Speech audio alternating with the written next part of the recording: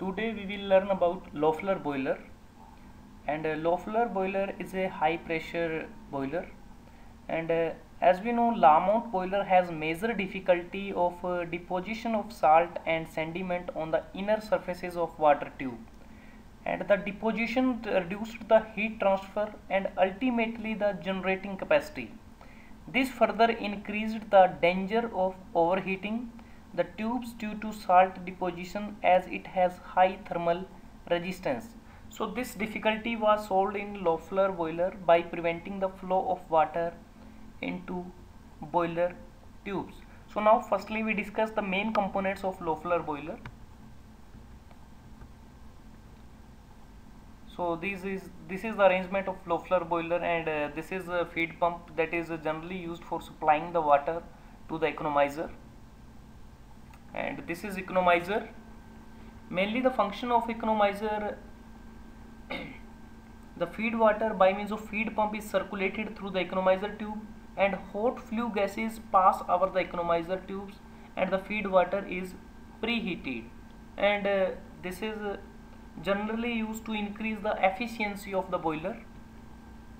And this is evaporating drum.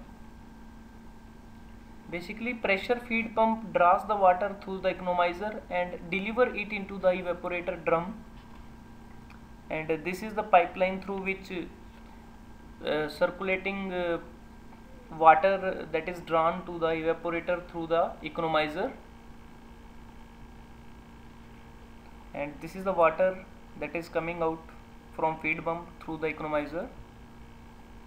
And from here steam is supplied to the radiant superheater. This is the radiant superheater, and this is the combustion chamber, and this is convective superheater. As we know, this is most important component.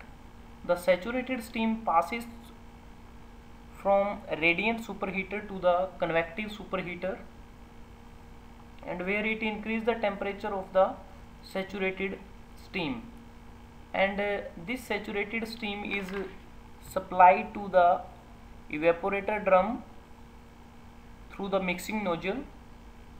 So here with the help of convective superheater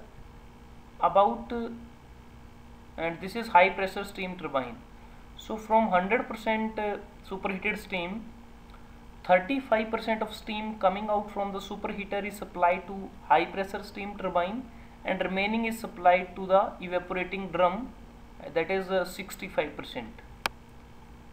And from this high pressure steam turbine, this is supplied to the steam reheater.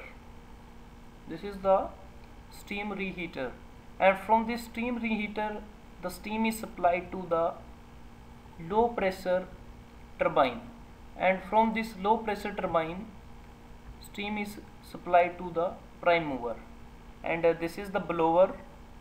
From with the help of blower, cold air is supplied to the air preheater, and air preheater is used to preheat the air with the help of flue gases before entering into the combustion chamber, and it increases the efficiency of the boiler. And this is the path of the flue gases which are moving from combustion chamber to the convective superheater tubes, then through the steam reheater tube, and finally through the economizer tube, and by passing through air preheater, exhaust gases, these are exhausted in the atmosphere. And as we can say in evaporating drum, this is the saturated steam, and this is the path of the water that is supplied to the evaporating drum through the economizer. This is the path of the saturated steam. Approximate the amount of steam generated in the evaporator drum is equal to the steam tapped, that is 65% from the superheater, and this is the saturated superheated steam.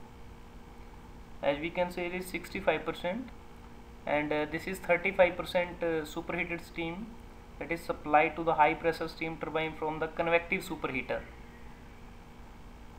and this is the path of the steam that is supplied to the low pressure steam, and finally it is exhaust to the condenser, the prime mover, and we can see the cold air path flowing through the blower, and then finally hot air come to the combustion chamber.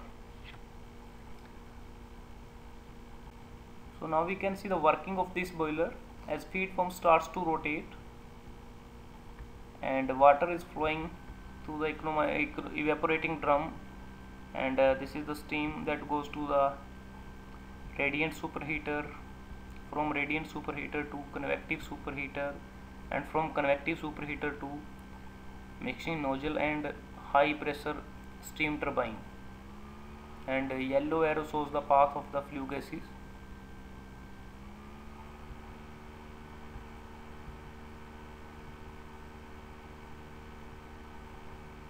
So we can say this boiler can carry higher salt concentration than any type and is more compact than indirectly heated boiler, having natural circulation. This quality fitted for land and sea transport power generation. And again I repeated, most of steam is generated outside from feed water using part of the superheated steam coming out from the boiler. And Loeffler boiler with generating capacity of 100 tons per hour and operating at 140 bar are already commissioned. So today we learn about Loeffler boiler, its component and its working.